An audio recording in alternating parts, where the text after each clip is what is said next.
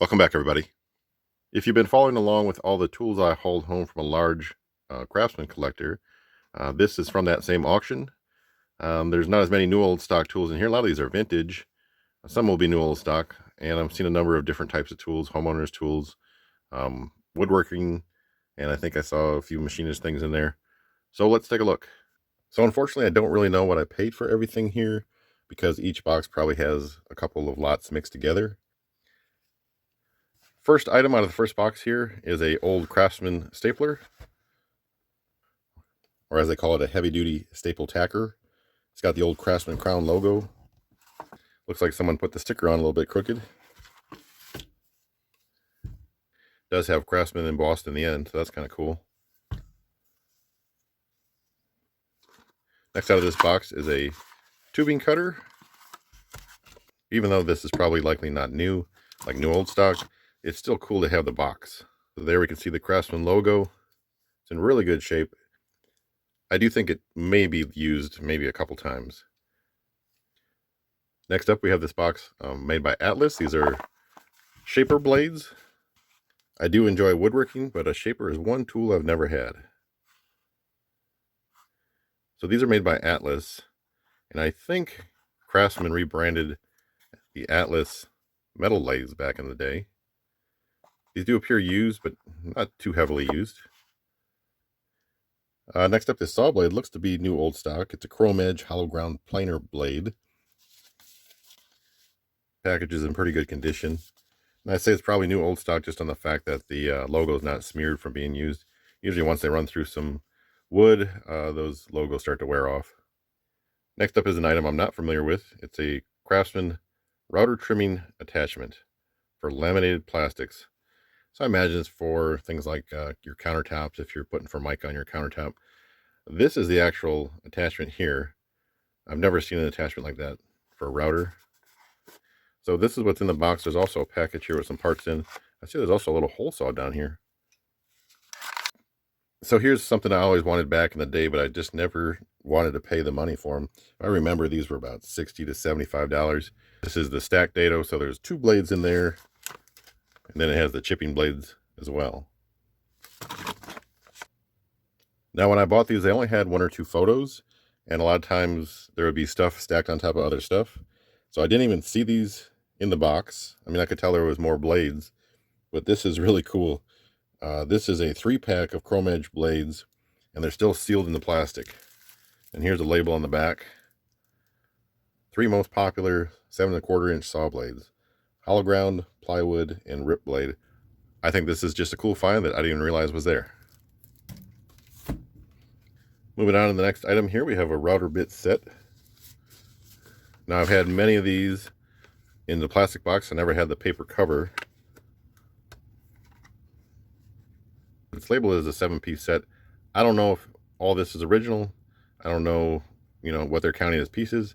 If these 4 pieces are counted as one, which they could be, then it makes sense. I don't see any use. I don't see any like gumming up or sawdust. So there's a chance these are new old stock. I think the rest of the box is mostly just saw blades. So we'll go through them kind of quick. First up is this chrome edge chisel tooth combination. Another chrome edge chisel tooth combination. And if I didn't say so, the last two look new. And this plywood blade also looks new. So this is just a plain box. I don't know if this would have come with maybe a table saw. This is used. It does have the wrench in there. We have a used chrome edge. I'm not sure what type of blade that is. What looks to be a new plywood blade. A new chisel tooth combination. And then we just have a package that says carbide tip blade, but that blade is not. Moving on to box number 2.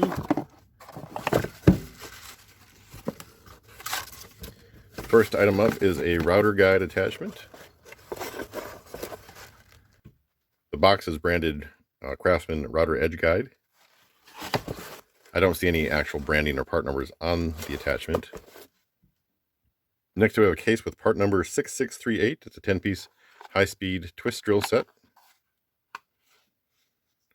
Looks like it's all in there.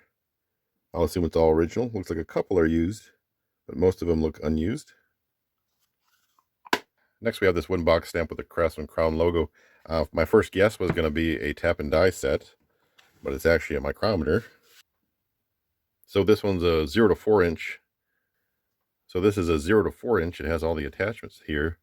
So it's basically 4 micrometers in one. Seems to be very well made. I'm not sure who made Craftsman micrometers. I think I'll just keep this set. It'll take up less room. It's got its own box. It has basically 4 in 1 plus the standards. So definitely keep this one. I probably won't use it a lot just because as of right now, I don't do a lot of machinist or any machinist work.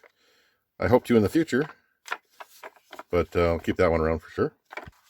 Okay, next I just pulled out this little piece of paper, and inside here was a little router guide. Vintage, not sure on the age. If I had to put a guess to it, I'd say it's probably late 70s, early 80s, something like that. So here's a neat find. It's a 3-piece short box and wrench set. This one is only branded by Sears. So where's it made?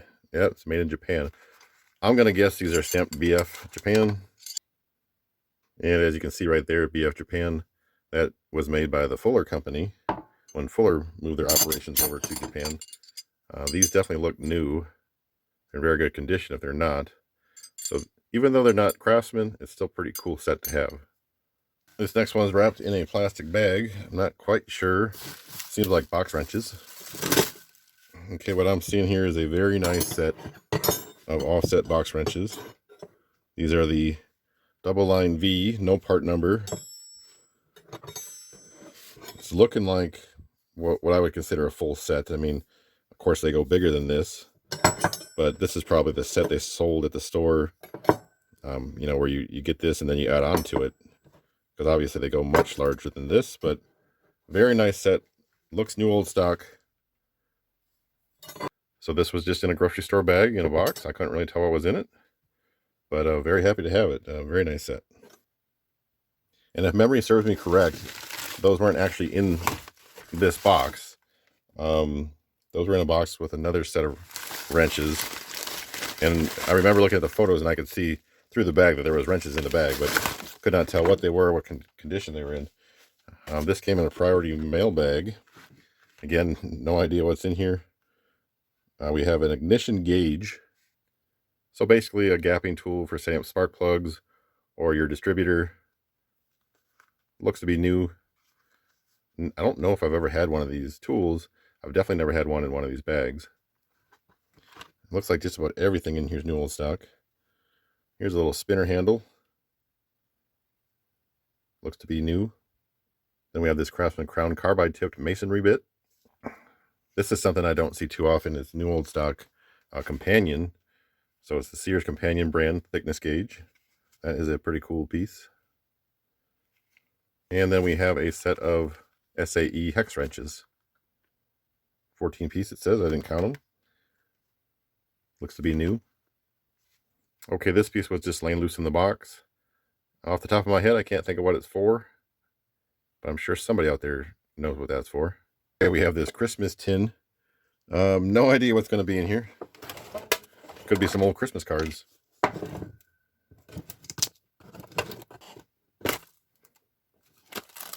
Whoa. We got some rust, so this has been in here for a while. Hopefully that's rust from the tin. I think it might be. I smell oil. I think it's an oil can. Gosh, what year is this newspaper? Oh, man. This thing is rotten and it stinks. It's a leather and vinyl upholstery cleaner. The newspaper's from 2017. Again, this rotunda, this is to do with the Ford collection that the gentleman had. Apparently he bought this and never opened it like most of the other stuff he has. But that one's probably going to go right in the trash. Okay, and then the last item out of this box is this table saw hold down. This is probably new. Oh, I figured out what that piece goes to. It goes to this. Because there's another one in the box. So it's just to hold down the work as you run through the blade. I don't think it stops kickback necessarily. Maybe it does, but just keeps it against the fence and against the table. Okay, moving on to the last box. First item in the last box looks to be a new sealed item. I'm going to guess these are, feet off a piece of machinery. Up next out of the box is a solid die, they're calling it. So this is just one of the thread cutting dies. If you ever seen the old Craftsman sets where they had the big handle and then they had usually a half dozen or so of these included with the case. It really is amazing just how many things used to be branded Craftsman.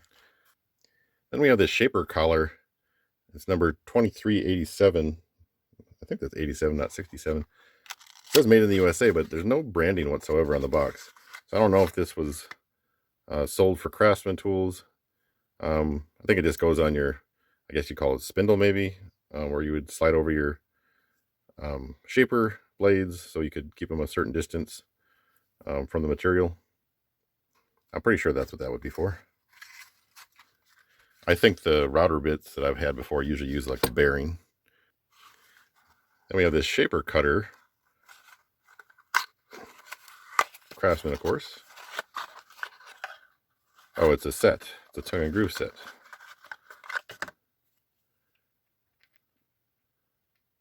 Looks to be pretty new. Does have some light surface rust, but that's not surprising since these are probably 40 years old and been sitting in this box. Always wanted a shaper, just never had one, and they've always been kind of expensive. Well, I mean, when I was looking for them back in the day, they were expensive, and I was younger and didn't have as much money. Now it's more like a room thing. I don't have quite enough room to set one up. Sticking with the shaper theme, there's 3 shaper cutters in here. You can see the profiles here. These are Craftsman. Fairly old looking logo on there. Here's like a roundover. And I don't know exactly what you call that, some sort of bead.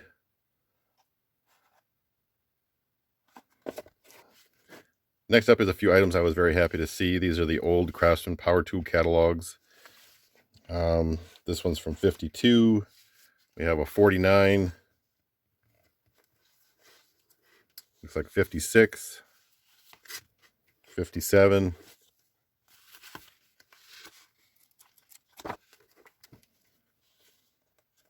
59. 60, 61. 50. And a 68. Oh, this one has the hand tools as well. I always like the ones that have the hand tools. I don't know what years they started coming out with the hand tool catalogs. I don't know if they had 2 catalogs, one with power tools and one with hand tools. But I'd really like to get my hands on the ones that have the old hand tools in.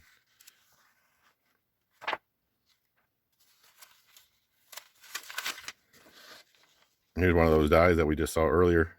I'll probably look through all these sometime when I get a chance. I really like all the old artwork.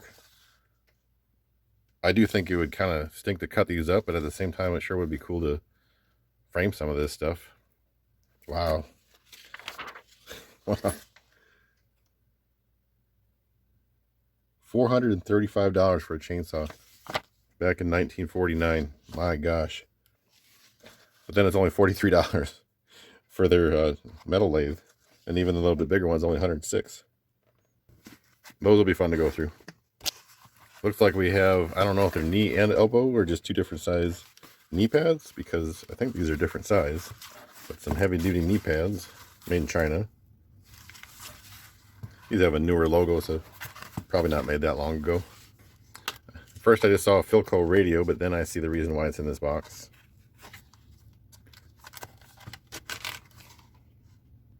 As you can see there, it's a Ford branded Philco. And this person collected tons of Ford and Craftsman. I have an old power switch here. It looks like it's been repaired a few times. We have every tool collector's worst enemy, the electric engraver. Now I understand some people have engraved tools that are sentimental, and I totally get that.